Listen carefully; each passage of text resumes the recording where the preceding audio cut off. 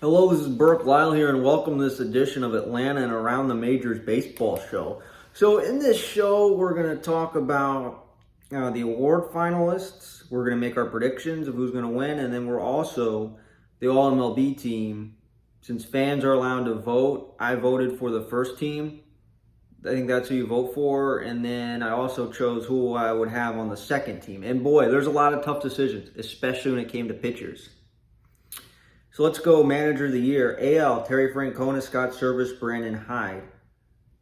Terry Francona, just making my case, led the Guardians, who many people thought going into the year. I thought the AL Central, White Sox all the way. I thought, Tigers could be interesting. I thought Guardians, maybe more of a down year. They lost guys like Francisco Lindor. They lost just over the years certain pitchers, Carlos Carrasco, Trevor Bauer, Mike Clevenger. Just a fair amount of players leaving over the years. And again, kind of looked like, 500 maybe. Then you go also with the Twins in this team. They're kind of in second, third place for much of the year. Got hot at the end. Took the Yankees to 5 games. Almost went to the ALCS. Francona definitely deserves a finalist. Scott Servais, Mariners manager, leading them to the playoffs for the first time in 21 years. Remarkable job. And Brandon Hyde managed the O's, who saw them lose 100 games multiple times. Yet this year, the O's were actually the first team out of the playoffs. They were the first team that missed the playoffs. They finished behind the Rays, and they were a playoff contender. Really, they got hot kind of in July and were in it until the last week of the season, right up until October. So I think at the end of the day, I think it's going to go to Hyde. If you want to talk about team better than expected. NL, you have Dave Roberts, Buck Showalter, and Brian Snitker. Roberts managed the Dodgers team to 111 wins despite a lot of injuries, especially the rotation, yet they managed to win 111 games. Buck Showalter took over the Mets, and they ended up winning 101 games in his first year there after kind of being mediocre for so many years, where every year you thought they had high expectations. They could be a playoff team, never came that close to making it to the playoffs. And then you have Brian Snitker, who again, kind of the turnaround. Yes, the defending World Series champions, kind of 500, below 500 up until really Memorial Day, 2 months. Got hot, won 101 games. At the end of the day, I would say it would be Showalter just due to the change of the Mets. So I'm going to say Brandon Hyde and Buck Showalter. AL Rookie of the Year. So you have Adley Rutschman on the O's, Stephen Kwan on the Indians, and Julio Rodriguez on the Mariners. Adley Rutschman, again, a catcher, above average hitter this year, good WAR, positive fielding. Stephen Kwan, again, low strikeout rate, stealing bases, gold glove, really good defensively. Also top 10 in the league in total hits, WAR 5.5. Kwan, I think, makes a good case. Definitely very productive. We'll see. It'll be interesting to see if the power ever develops, and whether he steals more bases given the new rules potentially, and what type of player he is. But right now, seems like a contact hitting guy who's good at defense. Julio Rodriguez, he's going to win. Won the Silver Slugger, played in the All-Star game. Hit almost 300. Did miss a few games. Hit almost 30 home runs, 25 steals. OPS plus of all the guys, of the 2 men on the list, had the best OPS plus, 147. WAR at 6.2. And Julio Rodriguez, you can go to Baseball Savant, has speed, arm, average, power. Julio Rodriguez is the type of player. I know he's only 21. Turns 22 for the next month. But Julio Rodriguez, 5-tool player, looks like a superstar, looks like a franchise player in Seattle, like what A-Rod was, like what Ken Griffey Jr. was. Julio Rodriguez, the type of player he becomes, if he gets better, could be a Hall of Fame talent. And Rodriguez, I think, is going to win. I would think it would be unanimous, to be honest, between all the guys. I think Julio Rodriguez would win unanimously. So in a Rookie of the Year, you have Brendan Donovan, won a Gold Glove as a utility player. I guess we'd say was a decent, pretty good hitter, 4.1 WAR, but really the conversation goes with the Atlanta Braves. Spencer Strider. So what's interesting about him is struck out 202 batters in 131 innings. 6th in the National League, despite started the year in the bullpen. So instead of pitching, 5 or 6 innings a game, was pitching, 1 or 2 or 3, and then missed time towards the end of the season. His strikeout rate really, really high, 13.8 per 9, ERA plus 152. So ERA, OPS plus, basically averages 100. So more than 1.5 times above the league average. Strider, I think, might have won it if he could have stayed healthy throughout the year. But Michael Harris, almost 300, few points shy, 19 home runs, 20 steals, almost a 2020 year.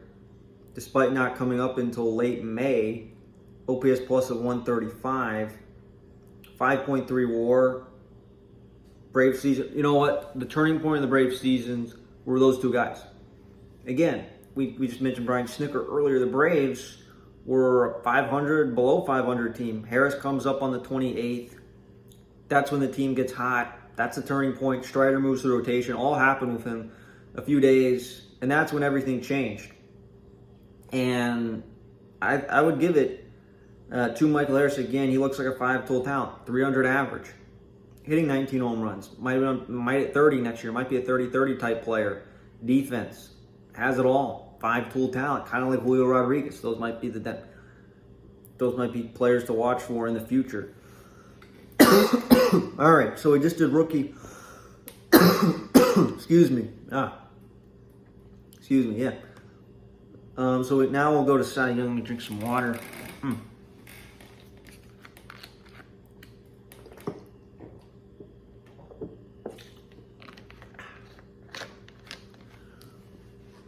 Okay, let's get... Oh, man. So let's get back to it. AL Cy Young. Dylan Cease, 14-8 record, 184 innings pitched, almost 200.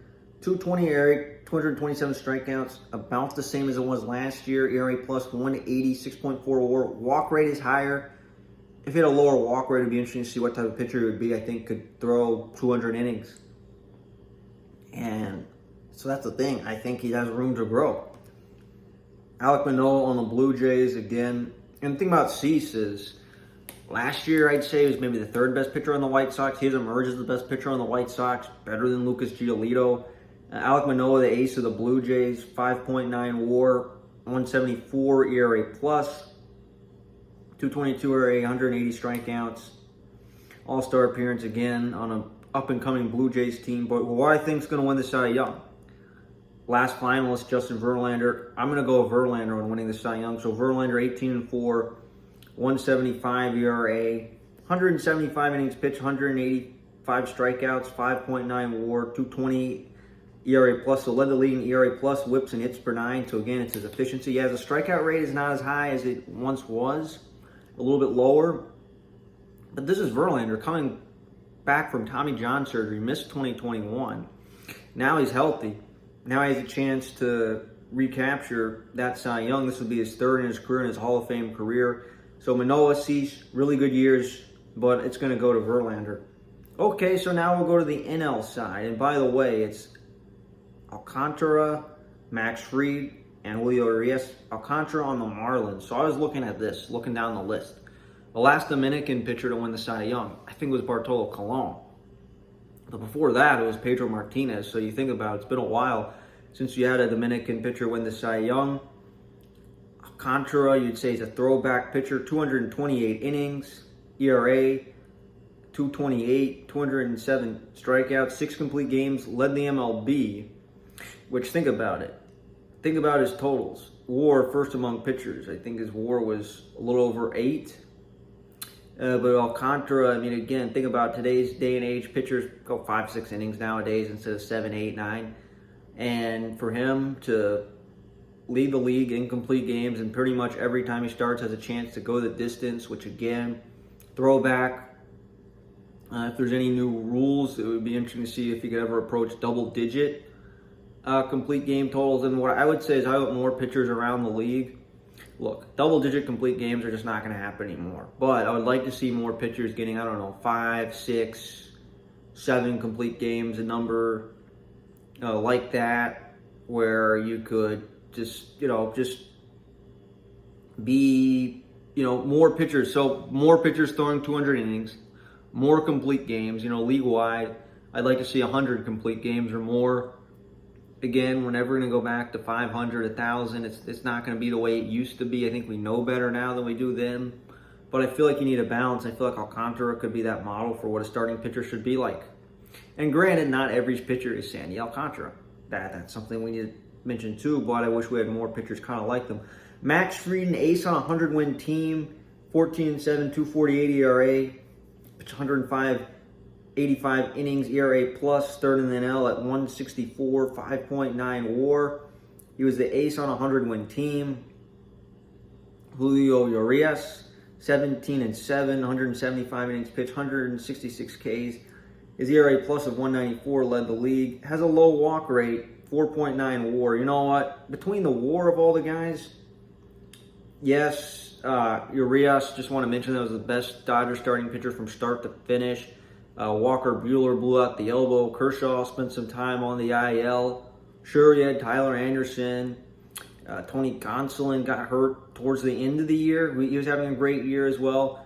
But in terms of innings pitched, it is Urias. Yes, he was the best pitcher on the Dodgers this year, I would say. But at the end of the day, it has to be Alcantara. And you know what? You think about the finals you have right now. I think Alcantara would be unanimous. I would vote for him. That's my vote for Cy Young after voting for Verlander. This has to be potentially unanimous. So now let's go down to the AL MVP finalists. So our third place, who I think is going to finish in third place, is Yordan Alvarez, WAR 6.8, over 300 average, 37 home runs, 97 RBIs, fourth in WAR, second walk, second OPS plus, 187, which is twice above league average. So by the way, I would say this about Alvarez. Take away Judge and Ohtani. I think there's years where Alvarez wins the MVP, just not this year. Now Ohtani. So Ohtani does it on both ends. 9.6 WAR. If Pedro, I'm sorry, why did I say Pedro? I guess I'm looking over at MLB Network. If Aaron Judge doesn't hit 62 home runs and gets a 10.6 WAR and almost win the Triple Crown, it's Ohtani. It's Ohtani. And I think this race will not be like the other race. I think this race will be close. When you look at Ohtani, 34 home runs, 95 RBIs, 145 OPS plus as a starter. His ERA plus is 172, 15-9, 28 game start, 233 ERA. I guess almost 6 innings per start, 166 innings, 219 strikeouts. He's getting better, so he's better, and he has an increased workload as a pitcher. So he's pitching more this year than he did last year. He's just doing more. Again, he deserves MVP. But so does Judge. So for Aaron Judge, almost won the Triple Crown. 10.6 WAR, 311 batting average, 62 home runs, 130 RBIs, walks led the league, OPS 1100 led the league, OPS plus 211. That is twice as much as league average. By the way, his fielding numbers were very good as well. So for Judge, he's going to win the MVP this year, and he's going to get a lot of money. By the way, Ohtani, if he can repeat what he did in 2023, Ohtani is going to get a lot of money as well. And it may not be with the Angels. So for Aaron Judge almost winning the Triple Crown, this is a close race. It will not be unanimous. I think it will be close. I think it will be close. People are going to vote for Ohtani. And I feel split on this. I don't know who to vote for. Ohtani, both ends. I know. Pitching and hitting. Well above average in both. Now, when it comes to Judge, what he did was just remarkable too. And again, if Judge doesn't do what he does, if Judge has had a regular year, he could have been MVP finals as well. Let's just say he hits 40 home runs, 100 RBIs. Then I think I give it to Ohtani, but just the way Judge did is historically great. I think at the end of the year, at the end of the day, it's going to be Judge, I think. And besides, the WAR tells us that. If Judge's WAR was lower, which WAR isn't the end-all be-all, I mean, yeah, wins above replacement, I think it would be Ohtani. And if I had to guess, I think Judge wins. I think it's close. Now we'll go to the NL MVP. So you have Paul Goldschmidt, Nolan Arenado, and Manny Machado. By the way, you have two Cardinals. So Goldschmidt, 7.8 WAR, 317, 35 runs, 115 RBIs, OPS plus 180, led the league in OPS plus, OPS 981, and slugging. By the way, his WAR, which is almost 8. If this Goldschmidt looked like a Triple Crown contender for much of the year. Now, he lost the batting race to McNeil, did not hit as many home runs or RBIs as Pete Alonso did. But with that, I would give and it's close. Arenado, 10 Gold Glove, 7th All-Star appearance. So better fielder, OPS plus 154, almost 330 home runs, 103 RBIs. You know what? I think it's between Arenado and Goldschmidt. His WAR is slightly better.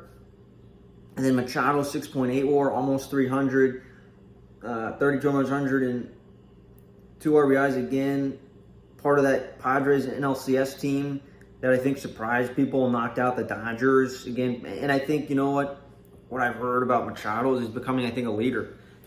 Best player, no Tatis. Machado steps up, has that year as MVP finalist. He was MVP finalist 2 years ago as well. And again, it's going to be, I think, I don't know how close the race is going to be. I'd say Goldschmidt is a favorite. It's not going to be unanimous. There are going to be people who are going to argue, it's Machado for what happened with no Tatis. For a long time, there wasn't really Soto. And I'd give it to that. Those could be people saying, I want to give it to Machado. There are people saying Arenado, Gold Glove. And look at his offense both ways. WAR slightly higher than Goldschmidt's, by the way. I'm going to give it to Arenado, and then there'll be people say Goldschmidt. Now, I think there's 30 voters. So at the end of the day, when you have 30 voters, I'm going to say, I don't know, somewhere around 20 vote for Goldschmidt, and then more for Arenado. Maybe Machado gets a few votes. I mean, that's why it'll be interesting. But at the end of the day, I would vote for, it's tough. It really is. I would vote for Goldschmidt. And it will be revealed next week, and we'll get the results next week. So that's awards. Let me just run through quickly of who I would vote for awards, just to kind of recap what it was. So AL Manager of the Year, I'm voting for Brandon Hyde. NL Manager of the Year, I'm voting for Buck Showalter. AL Rookie of the Year, my vote is for Julio Rodriguez. I don't have a vote. Nationally Rookie of the Year, Michael Harris. AL Cy Young, I'm voting for Justin Verlander. NL Cy Young, I would vote for Sandy Alcantara. AL MVP, I'm conflicted, but at the end of the day, I really am. I would vote for Judge, just because of this historically great year. Many other years I would have voted for Ohtani. NL MVP, I was kind of conflicted there. I voted for Goldschmidt. Now we'll go the all MLB team. So I got to vote for that. Fans get to vote. They have about 50% of the votes. I guess players, managers have the rest of the votes. So the all MLB team, first team, I decided to go with Paul Goldschmidt. Second team, I went with Jose Altuve. Third team, first team, shortstop, Dansby Swanson. Third base, it was close. You also had guys like Austin Riley as well, Manny Machado to consider. I said Jose Ramirez, catcher, JT Realmuto, between his Gold Glove and his hitting ability, all-around game, best catcher in baseball, it's Realmuto. DH, Yordan Alvarez, I chose him. Outfield, Mookie Betts, Aaron Judge, Mike Trout. Judge, we just talked about what he did. Betts had a really good all-around year, great defensively, hit 30-plus home runs again. Betts, I'm surprised, could have been MVP finalist. Mike Trout again, missed some time again, but did it close to 40 home runs. I'm voting for Trout. Starting pitchers, and again, this was very tricky. This was kind of hard to do. It really was. But for the first one, notice that all five of them, I decided, you know what, my criteria is first team All-MLB. If you're a Cy Young finalist, then I will vote for you. So Sandy Alcantara, yes. First team. Dylan Cease, yes. Cy Young finalist this year on the White Sox. Alek Manoah, Max Fried, Justin Verlander. That's my first team All-MLB. when it comes to starting pitchers. Closer, Emmanuel Clase, 40-plus saves, ERA just over 1, really good closer for the Guardians. Edwin Diaz, again, almost 2 strikeouts per inning, 18 almost. Dominant year on the Mets. Second team, I picked Freddie Freeman. Yes, almost won the National League batting title, almost had 100, I think just over 100 RBIs. Andres Gimenez, I reward his two-way play, winning a Gold Glove. All-Star as well, close to a 2020 year. Trey Turner, another 2020 season for him. Big free agent, about to get a lot of money. You wonder whether it's going to be from the Dodgers or elsewhere. Arenado, again, I picked him for second base. Again, I could have put Manny Machado, could have put Austin Riley. Again, winning a Gold Glove, two-way MVP finalist. I put him on the list. Catcher Alejandro Kirk, you know what? Made it to the All-Star game, good hitter. Also, one of the better defensive catchers in the league. That's why I put him on second team, two-way game. DH, Shohei Ohtani. And for DHs, you basically chose between Jordan Alvarez and Ohtani. You know, I could have put Ohtani first team. I think Alvarez is like more of a better pure hitter. I put Ohtani second team.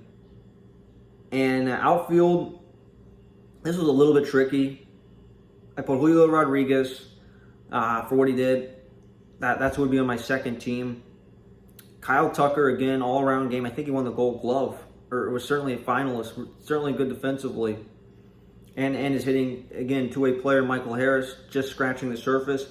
Now, with Harris, he did not come up until late May, but I thought, you know what? Even with the other guys on the list, I thought he's better than them.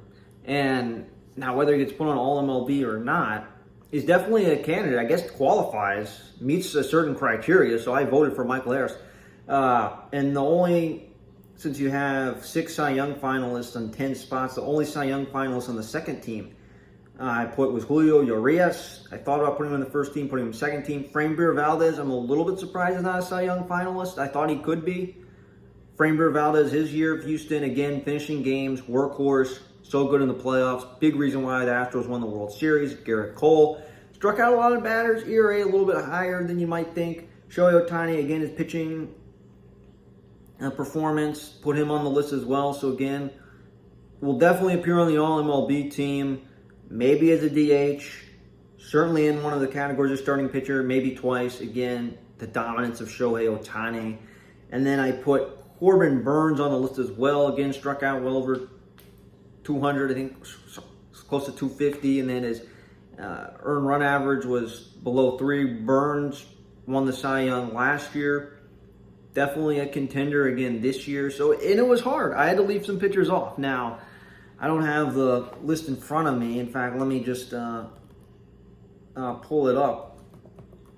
I voted for it yesterday. But when you come up with certain pitchers, I mean, Aaron Nola's on the list. Carlos Rodon, I strongly thought about voting for him.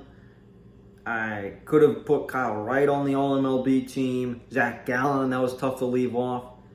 Christian Javier was definitely tough to leave off. In my second team, all relievers were Daniel Bard, nice comeback story. And relievers were kind of tricky as well. And also Devin Williams.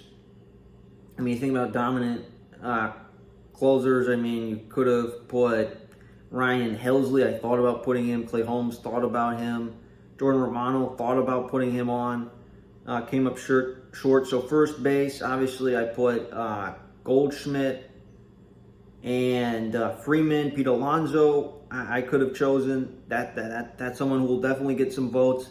Vlad Guerrero could get some votes as well. Nate Lowe, thought about voting for him, did not. Second base, Jeff McNeil may get some votes, might be a candidate as well. Again, I had my team. These could be other guys. Let's go shortstop along the list. So I had Swanson and Turner. Jeremy Pena, I wouldn't be shocked, was on the team, won a Gold Glove, ALCS and World Series MVP. Bo Bichette could possibly be on that team. So could Francisco Lindor and Alexander Bogaerts. Again, you have to leave some players off. Third base, again, I mentioned that. Devers could be on the list. Machado, Riley.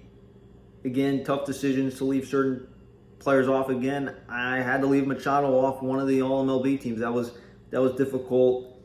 Catcher, some really Real Muto and Kirk. I thought about putting Cal Raleigh.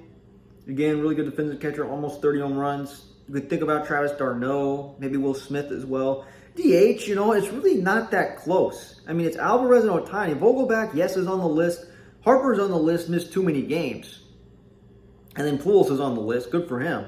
But, and some people might put him on, but it's really not that close. Like, that, of all the lists that there were, that was probably the hardest or easiest one. So, first team, I put Mookie Betts. Again, 35 home runs. Aaron Judge and Mike Trout. I thought about Dalton Varsho. Seems like an athletic player, also a catcher. Juan Soto is on the list as well. George Springer, thought about voting for him. Kyle Schwarber, I think could get some votes. Now, when I say outfield, I was considering kind of all-around game. Byron Buxton, I didn't think played enough games again, so he could show up on the list. Kind of like Michael Harris. I did vote for Harris since he was qualified, so there is that. But I thought Schwarber is more of a one-dimensional player who just happens to play outfield. I think he's more of a DH now that I think about it. So, again, Kyle Tucker, you know what? Almost a 30-30 year. Let me check to see if I put, I put Tucker on the second team. Taylor Ward also, again, a candidate. Good for him, really emerged this year. Pitchers I left off, Shane Bieber, Nestor Cortez, Tyler Anderson, Yu Darvish, Zach Gallen, Christian Javier. Again, all these guys are deserving. It's hard to make the decisions. Again, plenty of worthy players left off the list. So just the criteria. Again, you can vote again. So I'll probably vote again. And who I have on my list is who I'm going to stick with. You can vote once every 24 hours, and it will be announced on MLB Network. So the voting will end on Tuesday, right before Thanksgiving. So it'll be announced basically at the winter meeting. So just how the criteria works is it all fans, or I think, so half fans, the other half will be baseball media panel votes. So that's just who's on my list. So, I talked about the award finalist and the All-MLB team. Just want to have some fun. I had fun kind of looking through the numbers and looking through the stats. It was pretty cool. And, yeah. So, that is everything. This is Burke Lyle, Atlanta and Around the Majors Baseball Show. So, I know I've been talking about the Braves since I lost in the playoffs. I do want to add some more Braves stuff since we are local. Hopefully, I'll be able to watch the Braves next year on Bally. It's been a few years, but anyways, that is everything. We'll see you next time.